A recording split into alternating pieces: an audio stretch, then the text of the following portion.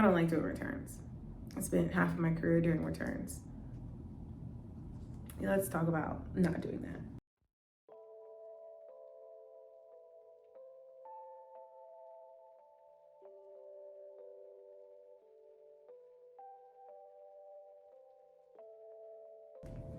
Hi, my name is Nick and welcome back to The Outfit Analyst. I'm a shopper for TV and film, a personal and wardrobe stylist. I'm here to share my experience and love for analyzing clothes so we can have a better wardrobe and just shop better, like all around. In the second video, I left off on telling you guys we had more preparation to do, and we just do. I have more to say. And clearly I'm in a new location. Fireplace behind me, I'm still wearing mohair. It's winter still, and I just needed to wear this. I needed to have an excuse.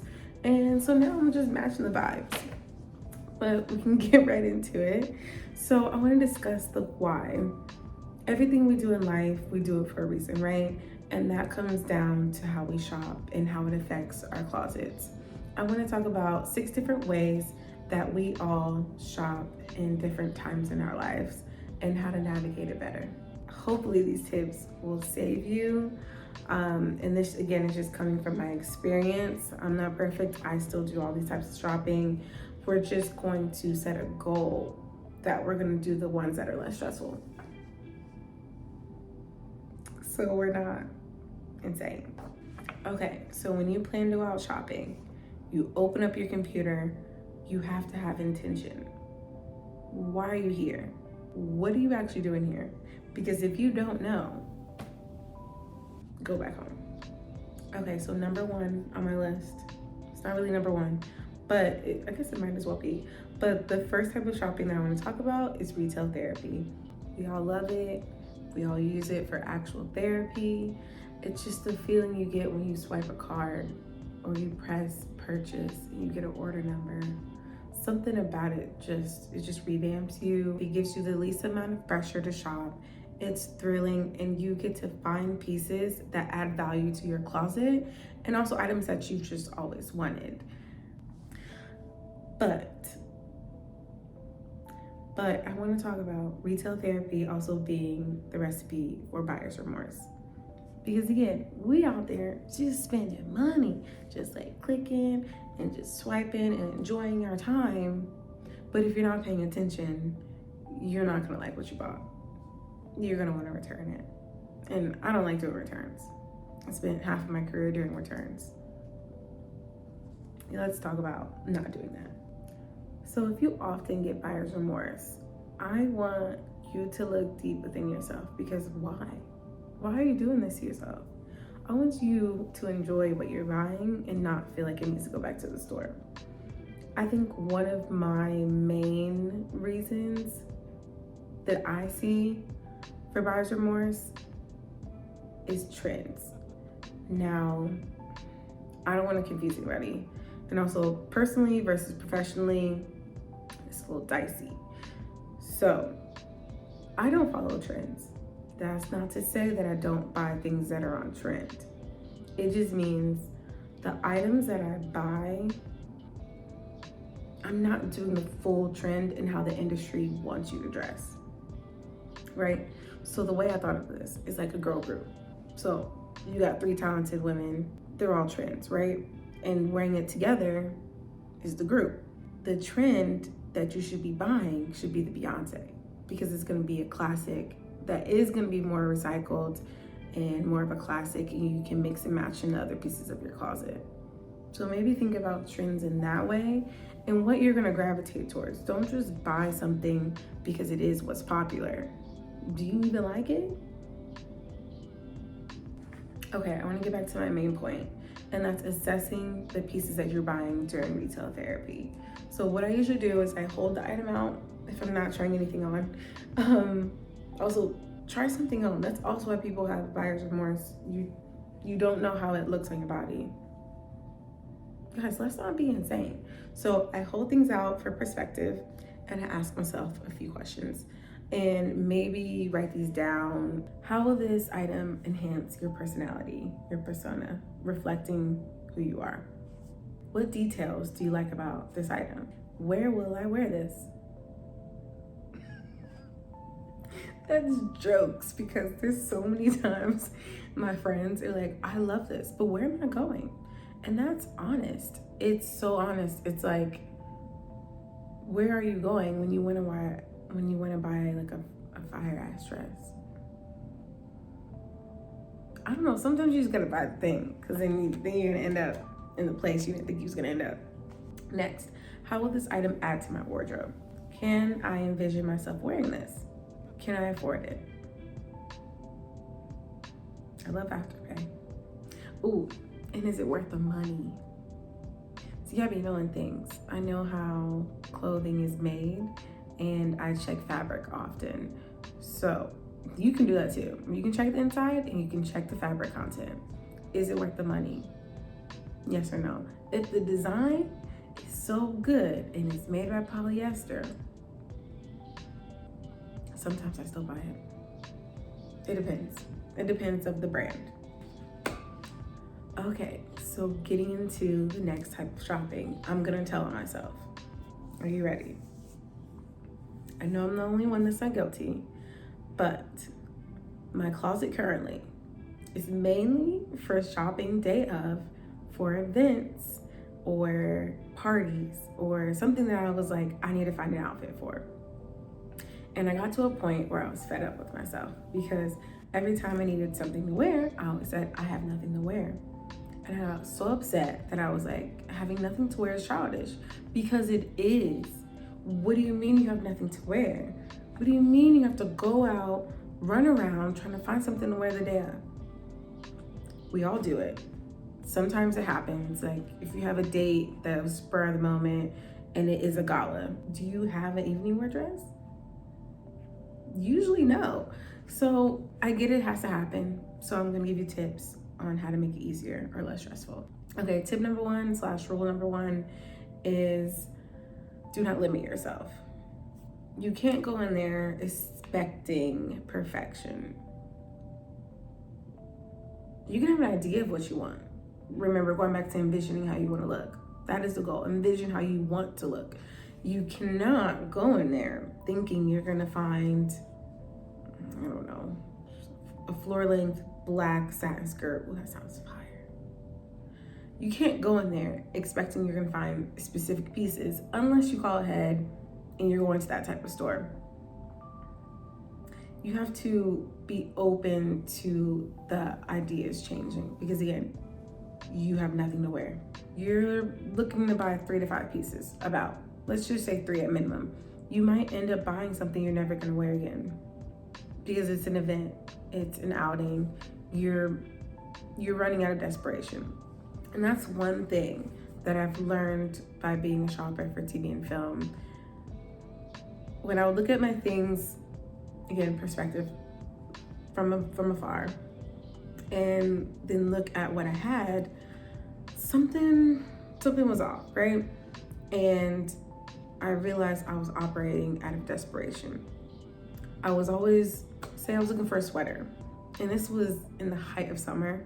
I was looking for a specific sweater cardigan, and by the end of the day, I was so stressed because I could not find one. Seasonally, it was not there, but I did not want to disappoint my boss, and I wanted to find a cardigan in the height of summer. It's a challenge. I love chaos, right? So that leads me to buy cardigans that weren't right? So I ended up not finding anything at all, but finding something that was not right, and I still bought it.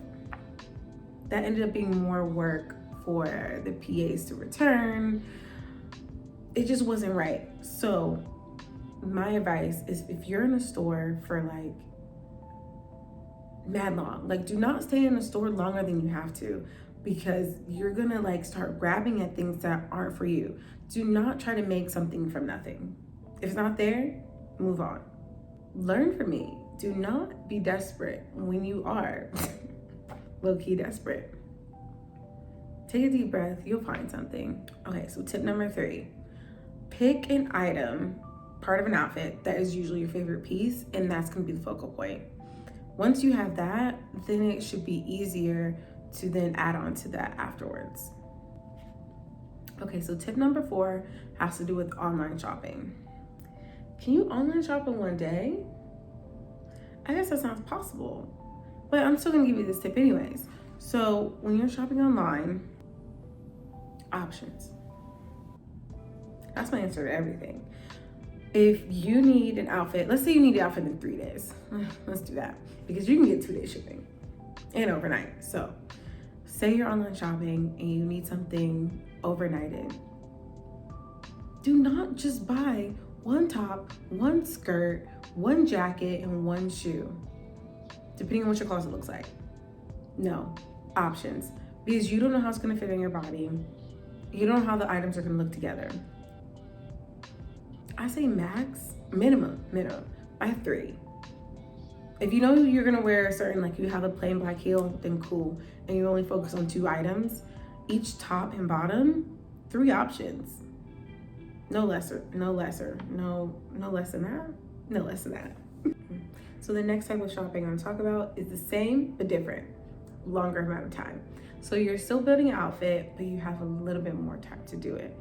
When I was shopping, I would have about 8 hours in like the one day or 2 days to come up with a rack of shopping. And that's about like my arm's length worth of stuff in 8 hours. And it's an immense amount of pressure to think that all of that is that I'm coming up with outfits at the same time.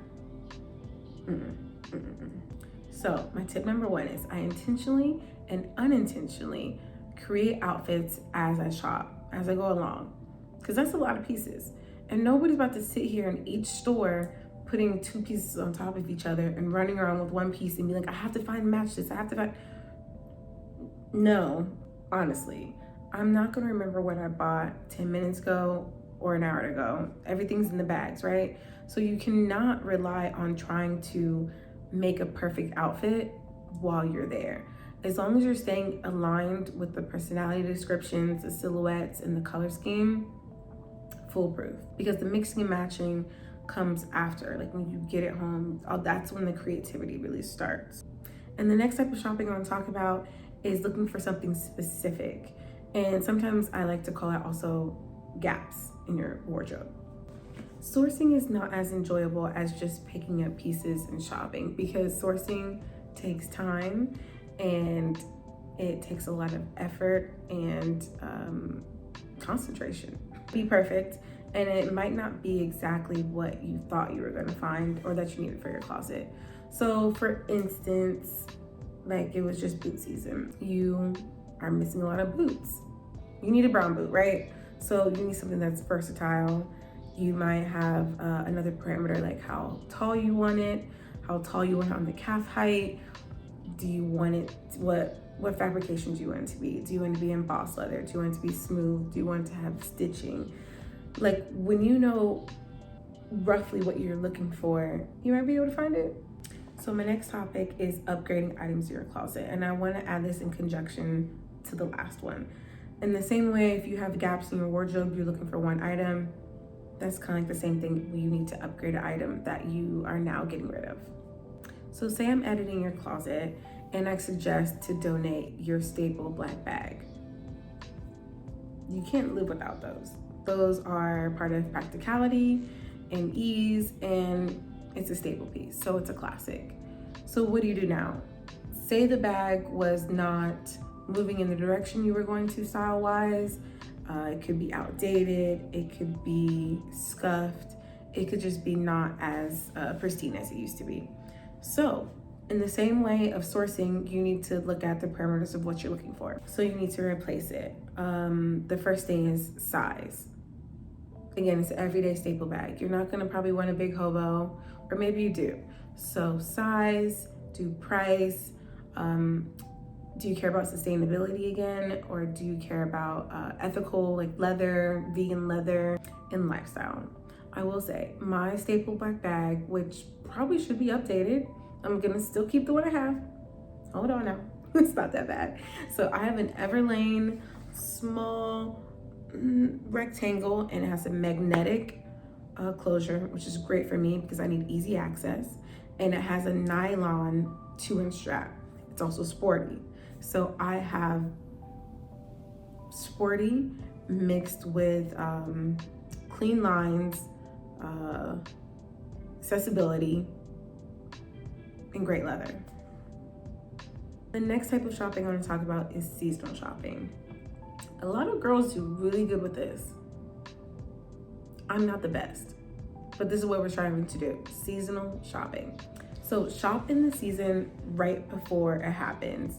So maybe a month ago, we should have started shopping for spring, which would have been perfect because that's when they're releasing everything. And you can get your eyes on some things and see what you like, because design styles are changing, silhouettes, colors, mainly colors, and details. Whenever there's a new season, we have the thought to buy new things. So after you see some styles you like, first go to your closet. Do not buy anything until you evaluate what you have, what you wear, and what you don't wear, so you can donate the items that you're not gravitating towards. So take an inventory, see what you're missing. If, like me, I only have black boots. Telling on myself again. So I only have black boots. I need brown. I'm going to start to see what is going to be out in that season, in that style that I'm looking for, and what's going to go with the items I already have in my closet. For instance, I really don't wear a lot of neutrals. If I do wear neutrals, usually I wear it with sneakers. So there's a reason why I don't have brown boots. But you get that, you know that I need brown boots because that is a staple. Another part to seasonal shopping, I'm gonna get into it. We're still in winter, but I bet by the time I film it, y'all are not gonna wanna watch it. But it's still part of building my closet with me. And part of the seasonal shopping this winter that was very stressful was I didn't have not one single winter coat. And I called myself wanting to make sure I had variety. I wanted 2 wool coats and 2 puffy coats.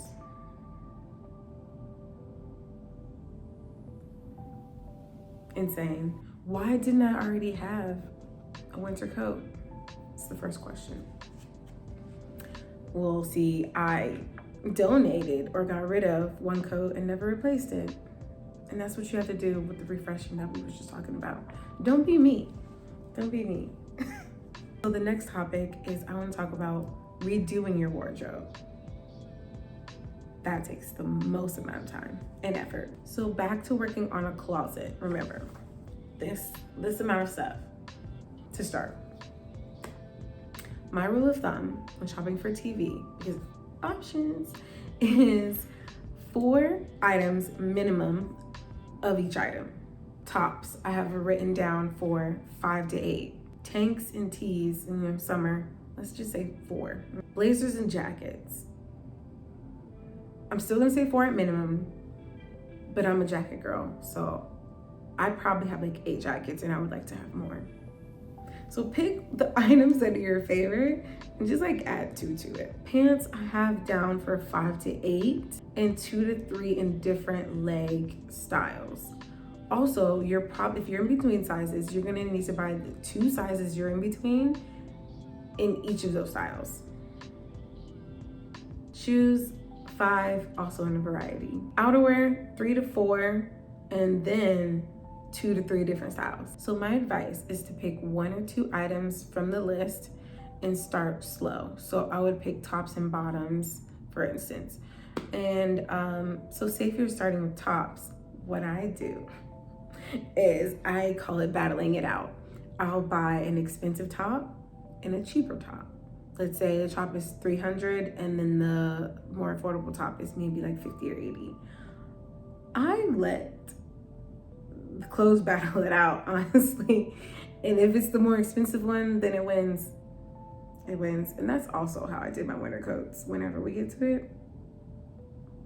Yeah. I do the higher end and the affordable price to hopefully do better with my budget. But my love for expensive things goes beyond anything, honestly. I do want to give you an example of battling out some jeans and what to look for, because they are a staple and you need to take it seriously. Have I yet? No. but you can first. We're gonna do it together. They are an everyday practical item in everyone's wardrobe, right? So there's a lot to think about. I like to read reviews first. You can see somebody's body type, usually your height and weight, and you can also look at the fabric content. I would always get something that has some stretch in it because you never know. Women, we go back and forth between 2 sizes. And that's also what I learned shopping for TV. Always buy 2 sizes. No matter if you think you're an 8, another store thinks you're a 10. So always buy 2 sizes, check fabric content, and there's so many different types of leg widths. And so when you find one that's best for your body type, since I'm 5 foot and thick, I like wide legs. Or do I really only need straights? I don't think I only need straight leg jeans, but I tend to go for a wider leg in all of my pants. It gives me a nice balance from the top and mid heaviness, so it creates a nice flow and line. And see what other details you like. I like statement items, so I just bought those, a goldie, however you pronounce it, the waistband that's detached from the rest of the jean. I have the crossover shorts. I love a raw hem. You know, again, figure out what you like when you're looking at all of these items. And then that's how you battle it out. Buy an expensive item, buy a cheaper jean, and I guarantee, actually no, my Zara jeans, listen, I don't think I'm ever gonna be able to get another Zara jean that fits like that, because they don't name their jeans, so you can get another one in the same way. But I wear my Zara jeans like I wear my sweatpants, like comfy. But I also own a Goldie jeans, so I know the 2 qualities pretty much. So that's what I'll say. Thank you guys for watching this video and learned a lot about the different types of shopping that we all do and how to best navigate them so we can get the wardrobe that we want. We cannot escape all these different types of shopping. Some of them we need, some of them we can do a little bit less of, so we're not as stressed. But I hope all these tips helped. If you have any questions, again, find me on the social medias. I am the outfit analyst everywhere, and my personal is Naked Pettis. Yeah, see you in the next one. We're gonna be talking about outfit formulas, if the next video is not about me battling out my winter coats. It's either one of the 2. All right, see you guys in the next one. Bye.